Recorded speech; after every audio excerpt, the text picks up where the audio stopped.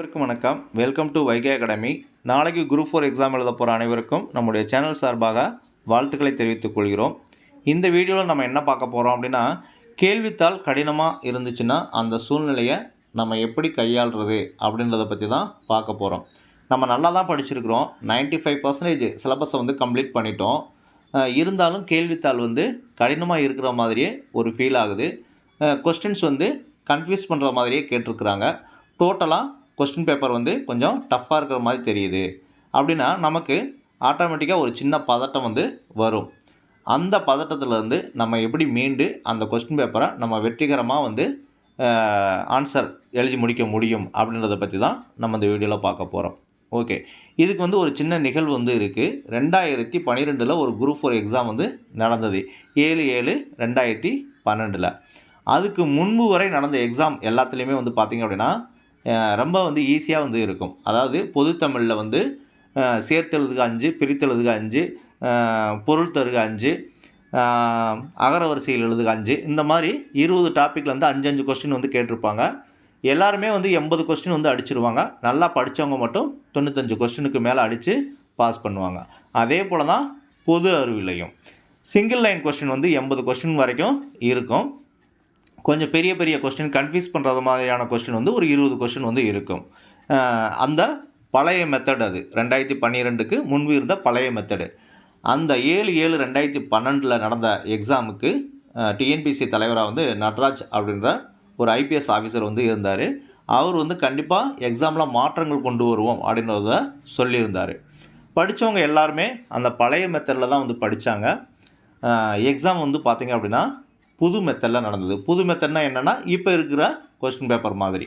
அதாவது அந்த 1 page questions, detailed questions அதிகமாகவும் அந்த சிங்கிள் லைன் கொஸ்டினை கம்மியாகவும் கேட்டிருந்தாங்க. அதாவது நார்மலாக பழைய மெத்தடில் கொஸ்டின் பேப்பர் 40 பக்கத்துக்கு தான் இருக்கும். அந்த 2012 நடந்த எக்ஸாமில் பார்த்திங்க அப்படின்னா கொஸ்டின் பேப்பரே 80 பக்கம் அந்த அளவுக்கு இருந்தது.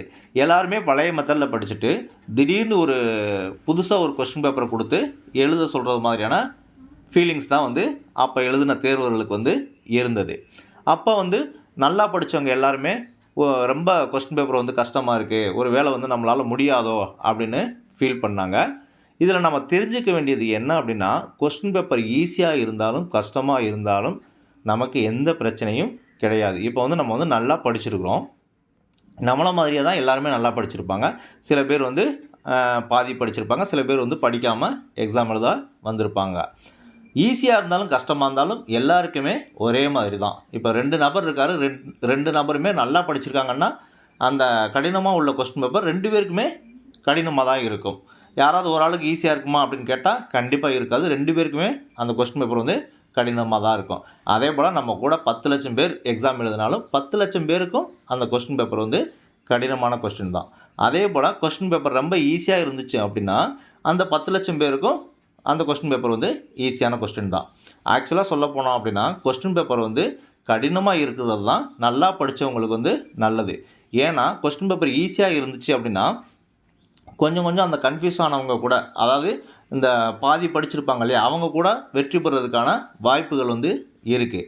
ஆனால் கொஸ்டின் பேப்பர் கஷ்டமாக இருக்கும்போதில் நல்லா படித்தவங்க மட்டும்தான் அதில் பாஸ் பண்ண முடியும்.